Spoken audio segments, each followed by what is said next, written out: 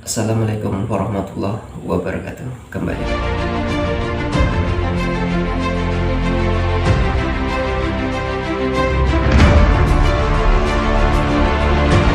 lagi dengan channelnya Romo Sidik. Apa kabar teman-teman? Semoga dalam keadaan sehat, selamat, dan dilancarkan segala urusanya, dan dimudahkan segala rezekinya, dan dijauhkan dari segala mara bahaya.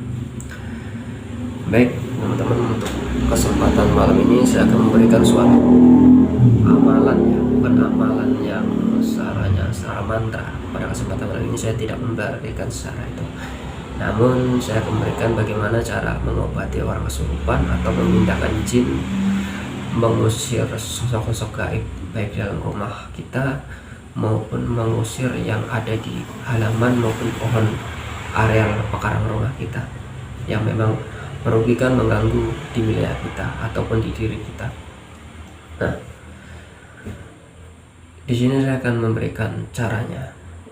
Sebelum saya memberikan caranya, saya akan memberikan bagaimana sebelum untuk proses pematangan dari surat An-Nas, yaitu Bismillahirrahmanirrahim.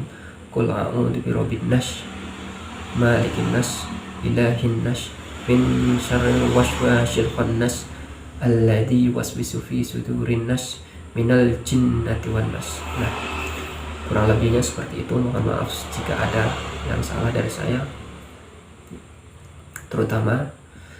Pertama-tama ya, kita harus lakukan yaitu sholat malam, sholat hajat. Kita sediakan yaitu ketika kita sudah sholat hajat, kita sediakan tasbih.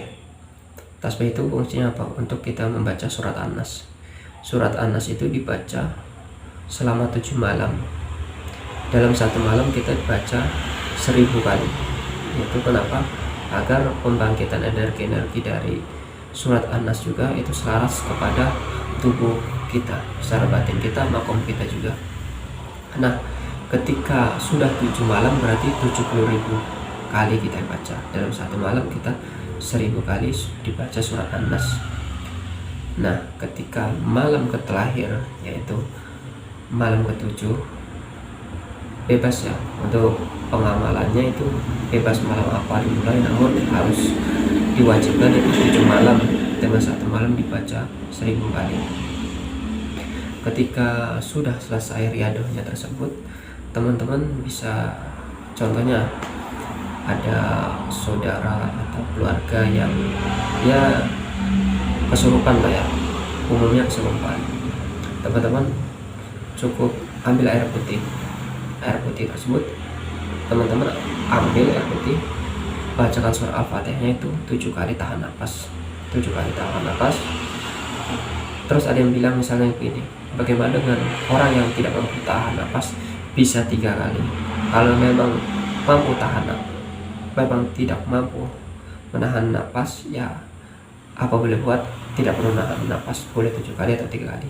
Tapi yang lebih baik ketika surat An-Nas yang kita riadohkan sudah jadi, kita matangkan juga dan sering berlatih, yaitu olah nafas. Itu olah nafas, misalnya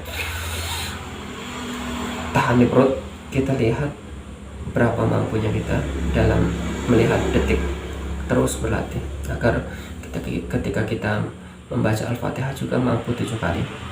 Ketika sudah 7 kali kita tiupkan di kelas itu, lalu baca juga surat An-Nas 3 kali, tarik nafas.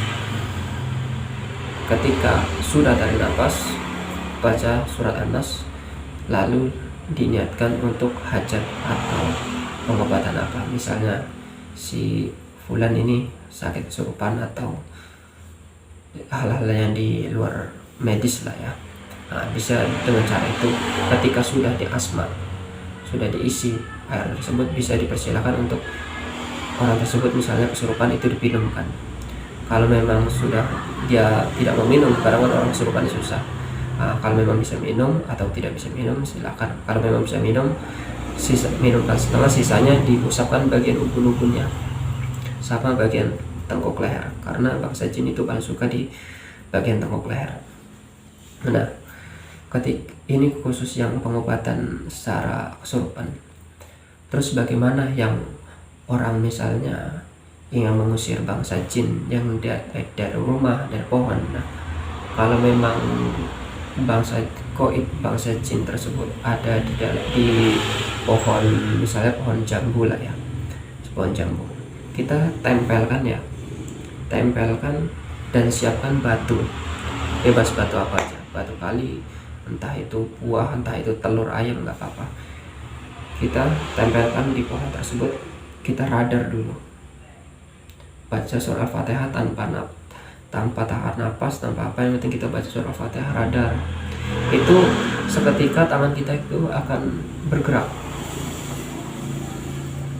Kalau tidak boleh, kalau tidak percaya silahkan nanti teman-teman coba yang untuk sesuatu yang ada di pohon itu ya. Bisa teman-teman itu radar gaib sambil baca Al-Fatihah, diniatkan untuk memindahkan barang, misal jin yang memang saraf tidak baik lah, jin misalnya contoh di situ ada gundurwo ya yang sering menakut-nakuti. Kalau memang takut kita mengerjakan, ajak teman, baik adik atau saudara atau keluarga, sediakan batu ya. Pada umumnya sih saya biasanya pakai batu ya. Kita radar sambil baca Al-Fatihah, radar terus. Ketika sudah merasakan titiknya ataupun ada aura-aura yang melekat di tangan atau panas ya, misalnya biasa di sini ya, kalau saya di sini biasa getaran gitu. Nah, biasa dia makin cepat, biasa walaupun tidak ada getaran dia makin cepat. Jadi di mana gumpalan itu tuh akan mengikuti bagian gumpalannya ya. Ketika sudah kita dapat posisi terakhir itu, ketika kita sudah radar terus, dia akan pelan-pelan dingin di tangan kita. Udah tidak terasa getar, biasa ada yang panas, ada yang dingin. Biasa saya sih getar sama dingin aja, jarang ketemu yang panas. Nah, ketika ketemu yang dingin, sudah titik pusat terakhir agak kendor, baru kita tarik nafas, baca surat An-Nas 7 kali. Itu boleh tahan nafas lebih baik ya, saya sarankan 3 kali tahan nafas lah ya, minimal itu. Yang kedua 7 kali lebih baik itu tahan nafas. Ketika kita mau narik nafas, niatkan untuk menarik jin ataupun misalnya gundurwo yang ada di pohon ini. Bismillahirrahmanirrahim. Baru baca surat An-Nas. Ketika sudah selesai langsung tangkap, ataupun di misalnya pohon ini kan, langsung tarik dapat, baru ambil batunya, sallallahu ala Muhammad, putar 3 kali, sallallahu ala Muhammad. Nah, batu ini bagaimana? Saya sarankan batu ini dengan 2 cara, ditanam di dalam tanah, dan cara kedua yaitu dilarung ke air. Yang lebih efektif itu dibuang ke sungai atau dilarung dalam air, itu lebih efektifnya. Karena ketika kita tanam di dalam tanah, bisa jadi jin tersebut kedepannya itu mempunyai kemampuan khusus, karena bangsa jin ini tidak bisa punah sebelum hari kiamat, kalau nggak salah seperti itu. Yang jelas bangsa jin memang akan mengganggu kaum Hawa, kaum Adam sampai hari kiamat. Nah, yang saya sarankan dibuang aja ke air, itu lebih aman daripada nanti ditanam di tanah, ada pembangunan ke depannya, barang yang kita tanam itu terkena orang, itu lebih parah lagi ya. Itu yang cara kedua. Terus ya contohnya begini, pengobatan kepada seseorang yang terkena santet, terkena telur, terkena pelet ya, yang pada dasarnya itu kena pelet lah ya. Kita cari yaitu bawang putih kita potong 2. Ketika bawang putih kan kuat, itu cepat nyerap baik itu energi negatif maupun hal-hal yang tidak baik lah gitu ya. Kita belah 2, kita gosok-gosok bagian yang misalnya wanita atau pria tersebut sering memimpikan di jam-jam tertentu. Kalau memang wanita itu sering mimpi atau susah tidur, memang terkena pelet atau guna-guna, itu diusapkan bagian ajnanya dia, bagian keningnya sih, dibacakan sambil dibacakan ayat kursi 1 kali, ditambah surat An-Nas 7 kali, itu dibacakan terus, dilakukan sambil dibacakan terus ayat kursinya 1 kali, surat An-Nasnya, tanpa harus tahan nafas. Itu yang untuk pengobatan non medis yang bisa terkena pelet, santet atau guna-guna. Namun yang ringan-ringan dulu buat teman-teman dijalankan apa yang saya sampaikan tadi. Semoga bisa bermanfaat buat teman-teman dan berguna bagi diri kita, membantu orang sekeliling kita agar mendapat amal jariah.